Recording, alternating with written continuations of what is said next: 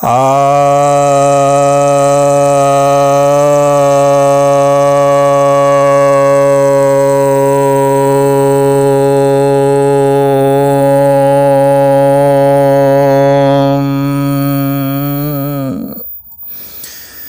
सभी भक्तजनों को सप्रेम नमन।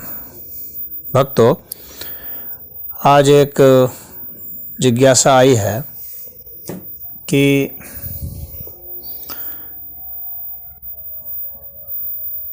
नासा ने यूरोपियन एजेंसी और कनाडियन एजेंसी के साथ, कनाडियन स्पेस एजेंसी के साथ मिलकर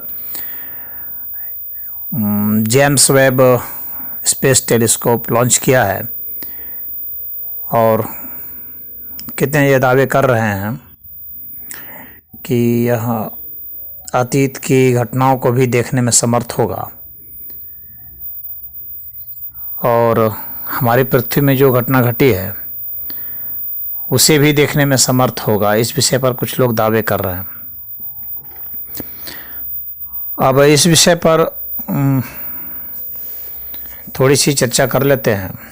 जो यह जिज्ञासा आई है, हमारा मत जानना चाहा है कि क्या ऐसा संभव हो पाएगा। तो मैं ये फिजिक्स के लॉ के हिसाब से ही कुछ इस पर चर्चा कर देता हूँ कि यदि कोई भी तरंग चलती है, प्रकाश की गति से चलती है, तो आखिर प्रकाश की गति, उसकी स्पीड है, तो उसकी जो भी स्पीड है 3,86,000 मील प्रति सेकंड की स्पीड बताई जाती है। तो यदि वह बहुत दूर है, आज हम उसे रिसीव कर रहे हैं, तो इसका मतलब हो गया कि वो घटना उतने पहले वहाँ घट चुकी थी। यानी हम तत्काल रिसीव नहीं कर पाते हैं, घटना पहले घट चुकी होती है और हम बाद में रिसीव करते हैं। जैसे कि सूर्य की किरणों को सूरज से पृथ्वी पर पहुंचने में तकरीबन 8 मिनट 18 सेकंड लगते हैं। तो इसका अर्थ यह हुआ कि अभी जो हम रिसीव कर रहे हैं वह घटना 8 मिनट 18 सेकंड पहले घटित हो चुकी थी। तो बहुत पीछे की जो घटनाएं घट चुकी हैं, बहुत दूर दूर के ग्रह, नक्षत्र हैं, तारे हैं, तो वहाँ पर जो घटना घटी है तो उसके आने में जो समय लगता है उससे हम समझ सकते हैं कि वो कितने पीछे की घटना घटी है। तो घटना पहले घट चुकी है और हम अभी इसको जान रहे हैं। तो इसी को कहा जा रहा है कि वह अतीत की घटना है। तो यह एक अर्थ में सही है कि घटना घट चुकी है पहले और अभी हम उसे जान रहे हैं। यानी हमारे यहाँ नॉलेज का फ़र्क है। घटना तो घट चुकी है, लेकिन उस घटना को हमारा नॉलेज रिसीव कर रहा है इतने समय के बाद, कुछ समय के बाद। तो जितना दूर की घटना है उतना हम देर से उसको रिसीव कर रहे हैं। तो कई लाखों प्रकाश वर्ष दूर यदि कोई है तो वहाँ घटना घटी है और उसका अभी हम लोग को यहाँ पर उसका रेडिएशन आ रहा है। तो इसमें क्या है कि रेड शिफ्ट से जानते हैं और इसकी थर्मल इमेजिंग करते हैं और इस थर्मल इमेजिंग से कुछ ज़्यादा स्पष्ट दृष्टिगोचर होता है और उसमें जो तरंगों को रिसीव करने में जो बाधाएं आती हैं, जो उसके कारण जो वाइब्रेशंस अलग आते हैं, जो उसके इमेज को डिस्टर्ब करते हैं, तो उनको फिल्टर करने के लिए भी आजकल लगा दिए जा रहे हैं, जिससे कि थोड़ी सी तस्वीर और साफ़ हो जाए। अब कुछ लोग ऐसा सोचते हैं कि हम लोग, जैसे सर्न लेबोरेटरी है तो उसमें जो पृथ्वी या इस यूनिवर्स में जो बिग बैंग हुआ था, तो सर्न में सिमुलेशन करके, यानी जो बिग बैंग धमाका हुआ था बहुत पहले, बताते हैं कि 13 बिलियन ईयर एगो हुआ था, 13.8 समथिंग बताते हैं। तो उस समय की क्या जो स्थिति रही होगी, कैसा, मतलब उससे थोड़ी देर के बाद का क्या प्रेशर वगैरह रहा होगा, टेम्परेचर क्या रहा होगा,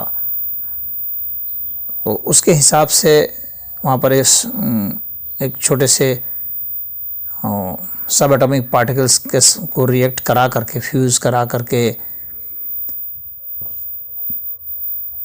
देखते हैं। वहाँ बहुत ज़्यादा एनर्जी डाल करके देखते हैं कि क्या घटना घटी होगी।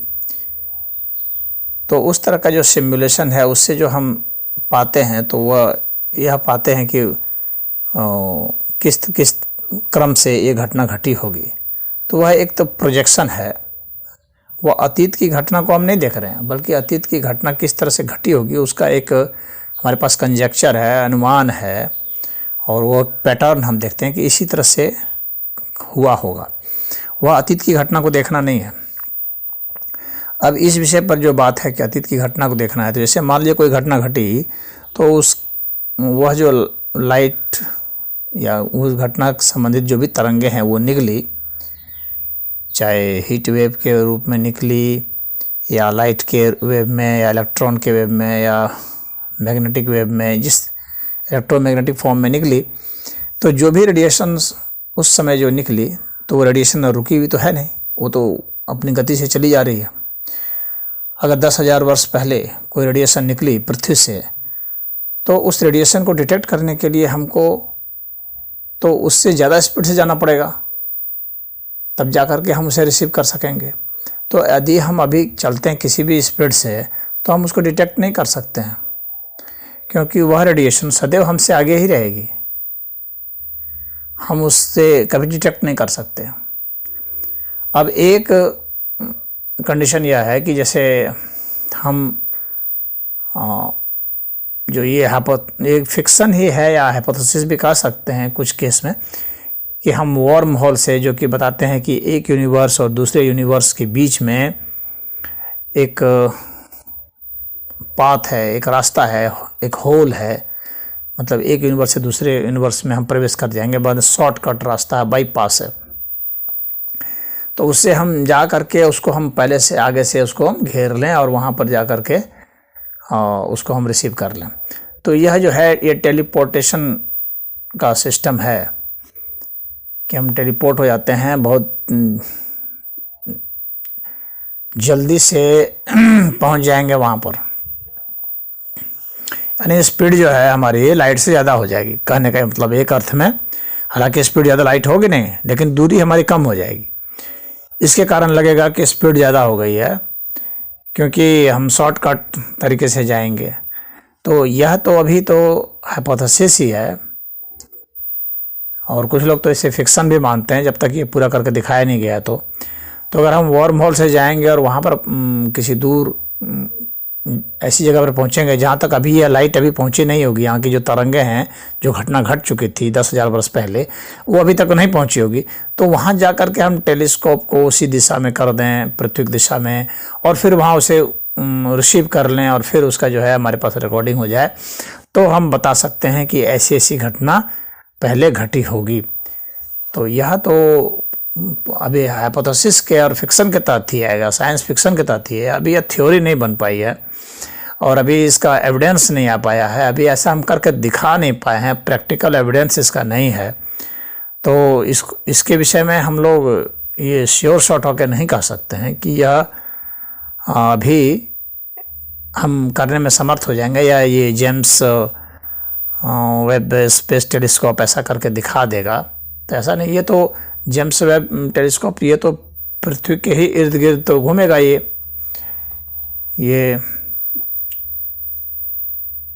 बस इतना है कि यह पृथ्वी से के नज़दीक ही है, बहुत दूर है नहीं। तो यह तो वर्म होल से इसको तो गुजरना है नहीं। या तो बताते हैं कि ये L2 इस स्पेस में ये रहेगा, तो L2 पॉइंट पर रह करके ये सूरज की तरंगों से बचा रहेगा, यानी धूप से बचा रहेगा, धूप इस पर नहीं लगेगी, छनेगा इसमें। धूप जो है उसका जो रेडिएशन है सूरज का इसमें नहीं आ पाए, ताकि फोटोग्राफी में बाधा नहीं आने पाए। तो इसका वहाँ वर्म होल से हमें तो ऐसा नहीं लगता है कि इसका कोई मतलब है। तो फिर हम टेलीपोर्ट कैसे हो रहे हैं, कहाँ हो रहे हैं, हम इस टेलीस्कोप को लेके कहाँ जा रहे हैं? कहीं ऐसा तो जा नहीं रहे हैं, उतनी दूर नहीं जा रहे हैं कि हम अपनी पृथ्वी की होने वाली घटनाओं को जानें। तो अभी तो यह छोटा मोटा ही एक प्रयोग माना जाएगा उस दिशा में। तो इस समय तो यह नहीं कहा जा सकता है कि हम अतीत की घटनाओं को जान पाएंगे। वैसे रहस्यमयी है यह कि हम अतीत की घटनाओं को समझ सकें, और जो घटनाएं बीती है, मनुष्य को जानने की इच्छा होती है कि जो बीती है घटनाएं, तो उसका रेडिएशन वहाँ से जाके हम पकड़ लें।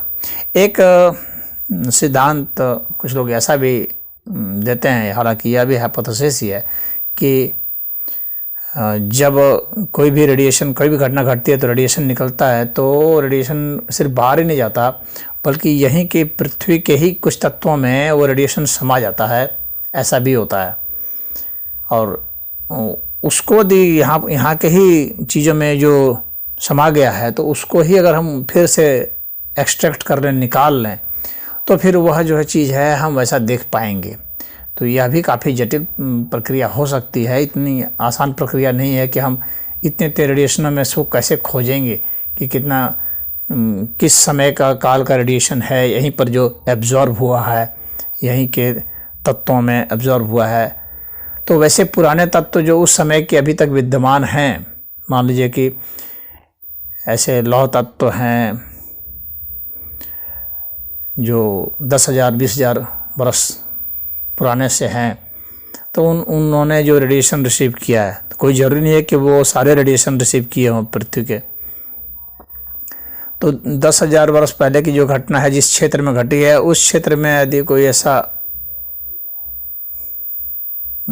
कोई सामान है, ऐसी कोई वस्तु है जो उसको रिसीव की हुई है, और वहाँ से हम एक्सट्रैक्ट कर सकें उस रेडिएशन को, फिर उसको जो है हम कन्वर्ट कर दें उस इमेज में और तब देख सकें, तो ऐसी कोई संभावना हो सकती है। तो यह तो एक अभी फिक्सन ही तो है, अभी इसका कोई प्रमाणिक एविडेंस तो कुछ आया नहीं है, तो अभी हम इस पर ज़्यादा कहना तो फिर एक फिक्सन ही होगी। परंतु यहाँ संभावना से इनकार नहीं किया जा सकता है, तो संभावनाएं हैं।